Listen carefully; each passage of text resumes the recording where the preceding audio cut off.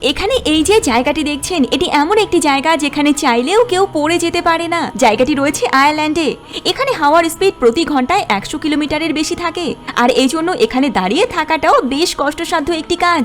বাতাসের গতিবেগ এখানে এত বেশি থাকে যে কেউ যদি মাউন্টেনের ওপর থেকে কিছু ছুঁড়ে নিচে ফেলতে চায়, তখন সেটিকেও সেই স্থানে ভেসে থাকতে দেখা যায় কখনো কখনো। এদিকে এখানে এই অদ্ভুত বিষয়টিকে দেখুন, ইন্দোনেশিয়ার মানুষজন বাদুড়দের মল সংগ্রহ করার জন্য বাদুড় পোষ মানায়। ইচ্ছাকৃতভাবে এনারা তালের পাতা বেঁধে ওপর থেকে ঝুলিয়ে দেন, যেন সেখানে এসে বাদুড়রা নিজেদের ইচ্ছা অনুযায়ী বাসা তৈরি করে নিতে পারে। আর তারপর সেখানে একটি নেট বিছিয়ে রাখেন এনারা, যেখানে বাদুড়ের মল জড়ো হতে থাকে। এরপর এনারা সেই মল সংগ্রহ করে নেন। তারপর এর মধ্যে এনারা মাশরুমের চারা রোপণ করেন। এরপর কিছুদিন পর যখন মাশরুমের চারাগুলি বড় হয়ে যায়, তখন এগুলিকে এনারা সংগ্রহ করে মার্কেটে পাঠান বিক্রি করার জন্য।